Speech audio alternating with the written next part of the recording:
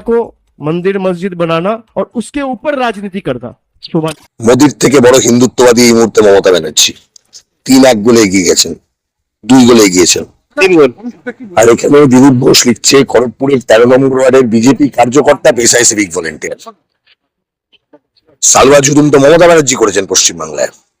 কমিউনিস্টদের মারবেন, মুসলমানদের মারবেন, আদিবাসীদের মারবেন, তফসিল জাতিকে মারবেন, আদানির চাকরবৃত্তি করবেন, আদানির দালাল মোদির দালাল। তাই জন্য একটাই স্লোগান দেওয়া হয়েছে, যেটা চলছে বাজারে, কি জেনে গেছে জনতা মোদির সবচাইতে বড় দালালের নাম মমতা। সবচাইতে বড় দালাল দালালি খেয়েছে, বাংলা বেচার জন্য দালালি নিয়েছে। এই যে এত জনঘনত্বের বিন্যাস বদলাচ্ছে না, বাংলা বেচার দালালি নিয়েছে মমতা ব্যানার্জি। খুব সাবধান, তৃণমূলকে ভোট দেওয়া মানে জানবেন বিজেপির 2টো করে ভোট হচ্ছে।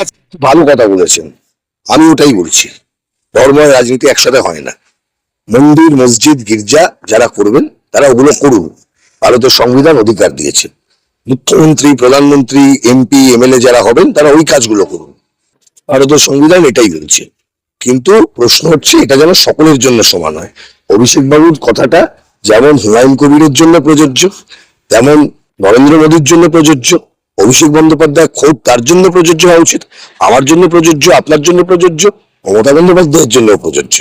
হিডকোর টাকায়, পশ্চিমবঙ্গ সরকারের টাকায় দুর্গাঙ্গন করা ব্যাপারটা তো খুব একটা ভালো লাগছে না। আর গোটা ভারতবর্ষের বুকে এই মুহূর্তে নরেন্দ্র মোদীকে টেক্কা দিয়ে দিয়েছে, মানে আমার ধারণা কম্পিটিশনে মমতা বন্দ্যোপাধ্যায় হারিয়ে দিয়েছেন নরেন্দ্র মোদী। 3-1 গোলে এগিয়ে গেছেন উনি, নরেন্দ্র মোদীর থেকে উনি মন্দির তৈরিতে এগিয়ে গেছেন। তাহলে কি হিন্দুত্ববাদী মমতা বন্দ্যোপাধ্যায়, এর কি আছে বলুন? আর কোনো মুখোশটাও আর রাখেননি। আমার বক্তব্য, হিন্দুত্ববাদী, মুসলমানবাদী এই সমস্ত বলে তো লাভ নেই, সংবিধানবাদী হন। অভিষেক বন্দ্যোপাধ্যায় যেটা বলেছেন সঠিক কথা, কিন্তু ঘর থেকে শুরু করুন। আমি আগেও বলেছি, ঘর থেকে শুরু করুন। ওনার পিসি ওনার কথা শুনছেন না, ওনাকে বোঝান আগে।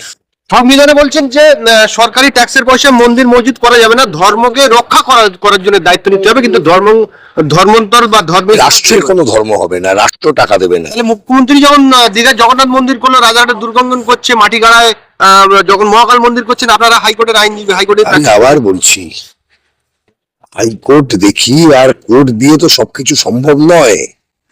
কিছু কিছু বিষয় আছে সাংবিধানিক নীতি, নৈতিকতা।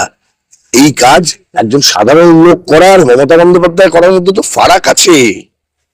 এই তো রামশ্যাম যদি তৃণমূলের হাত কাটা, গোলা, কান কাটা, ন্যাপা যদি করতো তো প্রশ্ন হতো না। সাংবিধানিক পদে থাকা তৃণমূল নেতা নেত্রী যখন করবেন, সেখানে বিপদ আছে। অসীম সরকার মুসলিমদের, অসীম সরকারের গ্রেপ্তার হওয়ার মতন মামলা সংবিধানে নয়, আইপিসিতে 295 এতে পরিষ্কার বলা আছে যে কোনো জায়গায় যদি কোনো রকমের ধর্মীয় ক্ষেত্রে কাউকে আঘাত করা, সেটা যদি বিপদের সৃষ্টি করতে পারে, তাহলে সেক্ষেত্রে এটা কগনিজেবল অফেন্স হিসেবে ট্রিট। উনি তো গ্রেপ্তার হলেন না, ধরুন তিনি রাত্রিবেলা গিয়ে কমপ্লেন করে এলেন। ওনাকে গ্রেপ্তার কেন করতে পারছে না রাজ্য পুলিশ? তার মানে পশ্চিমবাংলার বুকে এই মুহূর্তে দাঁড়িয়ে মমতা বন্দ্যোপাধ্যায়ের পুলিশ, ওই কাল দিলীপ ঘোষের একটা পোস্ট ছিল দেখবেন, একজন সিভিক ভলেন্টিয়ার তার বক্তব্য বলছেন যে তিনি নাকি বিজেপিরও কার্যকর্তা। এই যে দিলীপ ঘোষ, আমার কাছে আছে পোস্টার, মানে এইটাই হচ্ছে পশ্চিমবঙ্গের পুলিশ প্রশাসনের বর্তমান অবস্থা। এই যে দেখো, খড়গপুরের 13 নম্বর ওয়ার্ডের বিজেপি কার্যকর্তা পেশায় সিভিক ভলেন্টিয়ার উদয় রাওয়ের উপর তৃণমূলের মুসলিম দুষ্কৃতীরা হামলা চালায়। এটা দিলীপ ঘোষের পোস্ট। পশ্চিমবঙ্গ পুলিশের ভেতরে মমতা ব্যানার্জি কত আরএসএস কর্মী, বিজেপি কার্যকর্তার ইনফিলট্রেশন করিয়েছেন, এই জবাব মমতা ব্যানার্জিকে দিতে হবে। আমি বলেছি, দেখতে পাচ্ছি যে আমি পশ্চিমবাংলায় বসবাস করি, পশ্চিমবাংলায় হিন্দু মুসলমানের মধ্যে ভ্রাতৃত্বের কোনো অভাব নেই, কিন্তু যারা ওপার বাংলাতে কাঁটাতার পারে সম্প্রদায়ের মানুষ এসেছেন, তাই এই রাজ্যের দাঙ্গা বাঁধানোর চেষ্টা করছে। সেই সরকার একদম সরকারকে এরা এত মাতব্বরি করার সাহসটা পেল কোথা থেকে আগে বলুন তো? অসীম সরকার কবিয়াল, ভালো গান করেন, গান করুন। উনি যে কথা বলেছেন সেটা শুনলে যে কোনো ধর্মের বিশ্বাসী লোকের মনে আঘাত লাগতে পারে। লাগবে কি লাগবে না সেটা অন্য বিষয়, লাগতে পারে। আমিও যদি অনেক কথা বলি সবাইকে যে খুশি হবে এরকম বিষয়টা নয়। এটা সাধারণ একটা লোক বললে একরকম হয়, একটা বিধায়ক বললে একরকম হয়, আমার বক্তব্য, পুলিশ কি করছে? পুলিশের কাজ ছিল তো এখানে তাকে গ্রেপ্তার করা। পুলিশ কি করছে? পুলিশের কাজ তো, পুলিশ তো ধর্ম দেখবে না, রং দেখবে না। আর হয় তাদের কম্পালশন আছে, কোরআন শরীফকে অপমান করলে পশ্চিমবঙ্গে মমতা ব্যানার্জি পুলিশ মন্ত্রী কিচ্ছু করবে না। ঠান্ডা অবস্থা হয়ে গেছে পশ্চিমবাংলায়। এই যে পুলিশের কথা বললেন, 27শে ডিসেম্বর অর্থাৎ পরশুদিন ক্যানিং থানার ভিতরেই একজন মহিলা কনস্টেবল, সংখ্যালঘু মহিলা কনস্টেবলকে জাফরাবাদ থেকে শুরু করে, শামসেরগঞ্জ থেকে শুরু করে, তুলিয়ান থেকে শুরু করে দাঙ্গার বিচার হয়েছে আজও? হয়েছে?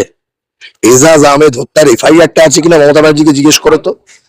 মমতার পুলিশ গুলি করে এজাজ আহমেদকে হত্যা করেছিল ওয়াকফ সংশোধনী বিরোধী যে আন্দোলন, সেই আন্দোলনের মধ্যে। ওই এফআইআরটা কোথায়? শিবপ্রসাদ ব্যানার্জিরা ভরছে আছে, ওইখানকার ওসি সাসপেন্ড হয়েছিল, সে এখন বহলতবিয়াতে কাজ করে, পুলিশে ঢুকে গেছে। ধুলাহাটে সাবির বললেন কোথায় জিজ্ঞেস করে? এফআইআরটা কোথায়? পুলিশকে জিজ্ঞেস করতে বলো। মমতা ব্যানার্জি যদি না পারেন ওনার ডিজিকে জিজ্ঞেস করতে বলুন, উনি বলবেন, জবাব দেবেন। আমি বলছি তো, পশ্চিমবাংলার পুলিশের মধ্যে আরএসএস পেনিট্রেশন হচ্ছে। স্যার একটু আমরা দেখতে পাচ্ছি দিনের আলোর মতো পরিষ্কার যে সংখ্যালঘুদের উপরে অত্যাচার হলে, সংখ্যালঘু মূল্যে মমতা ব্যানার্জি খুশি হয়, বিচার হচ্ছে না। মমতা ব্যানার্জি খুশি হয়। শিব মন্দিরের দিকে মাথা করে শুয়ে থাকা ব্রাহ্মণের মেয়ে মমতা খুশি হয়, সংখ্যালঘু মরলে খুশি হয়, কমিউনিস্ট মরলে খুশি হয়, তফসিল জাতির লোক মরলে খুশি হয়, গরিব মরলে খুশি হয়। জঞ্জাল তো, জঞ্জালদের সাফ করছে মোদী, সাফ করছে, মমতা সাফ করছে। কিন্তু সংখ্যালঘুদের ফাঁসান হচ্ছে, সেই মামলা কিন্তু আপনাদের রয়েছে মুর্শিদাবাদের ধুলিয়ানের ঘটনা। অনেক মামলাই করছি, শুধু একটা কেন, অনেক মামলাই করা হচ্ছে। অসুবিধা, আমরা আমাদের মতো লড়বো, কিন্তু মামলা করে তার পরিস্থিতি বদলাবে না। পরিস্থিতি বদলাতে হবে রাস্তায় নেমে। এই বিচার ব্যবস্থা বিরাট কিছু বদল করতে পারে না, পারবে না। বিচার ব্যবস্থার রাস্তা আসতে হবে। ভারতের রাষ্ট্র ব্যবস্থার মধ্যে বিচার ব্যবস্থা দিয়ে কি হবে আপনি বলুন? কি হবে? কোন বিচার ব্যবস্থাতে আপনি কি করবেন? যে বিচার ব্যবস্থা আদানির ওই ছেলের চিড়িয়াখানাটাকে ভ্যালিড করে দেয়, যে বিচার ব্যবস্থা ব্যক্তিগত সম্পত্তি তার সীমাকে বাড়ানোর পক্ষে সওয়াল করে, যে বিচার ব্যবস্থা প্রাইভেট ক্যাপিটালের পক্ষে সওয়াল করে, যে বিচার ব্যবস্থা শ্রমিক ছাঁটাইয়ের পক্ষে সওয়াল করে, যে বিচার ব্যবস্থা প্রগতিকে ধ্বংস করবার জন্য একেবারে মানুষের বিশ্বাস আস্থাকে ফিরিয়ে এনে বাবরি মসজিদের রায়ের মতন রায় দেয়, সেই বিচার ব্যবস্থার সমালোচনাও তো আমাদের করতে হয়। আর বিচার ব্যবস্থাকে বাঁচাতে গেলে সমালোচনা লাগে, শরীর রাখতে গেলে ট্রিটমেন্ট লাগে, মাঝে মধ্যে ওষুধ খেতে হয়। মোদির থেকে বড় হিন্দুত্ববাদী এই মুহূর্তে মমতা ব্যানার্জি। 3-1 গোলে এগিয়ে গেছেন, 2 গোলে এগিয়েছেন। আর এখানে দিলীপ ঘোষ লিখছে, খড়গপুরের 13 নম্বর ওয়ার্ডের বিজেপি কার্যকর্তা পেশায় সিভিক ভলেন্টিয়ার। সালওয়া জুলুম তো মমতা ব্যানার্জি করেছেন পশ্চিমবাংলায়। কমিউনিস্টদের মারবেন, মুসলমানদের মারবেন, আদিবাসীদের মারবেন, তফসিল জাতিকে মারবেন, আদানির চাকরবৃত্তি করবেন, আদানির দালাল, মোদির দালাল। তাই জন্য একটাই স্লোগান দেওয়া হয়েছে, যেটা চলছে বাজারে, কি জেনে গেছে জনতা, মোদির সবচাইতে বড় দালালের নাম মমতা। সবচাইতে বড় দালাল দালালি খেয়েছে, বাংলা বেচার জন্য দালালি নিয়েছে। এই যে এত জনঘনত্বের বিন্যাস বদলাচ্ছে না, বাংলা বেচার দালালি নিয়েছে মমতা ব্যানার্জি। খুব সাবধান, তৃণমূলকে ভোট দেওয়া মানে জানবেন বিজেপির 2টো করে ভোট হচ্ছে।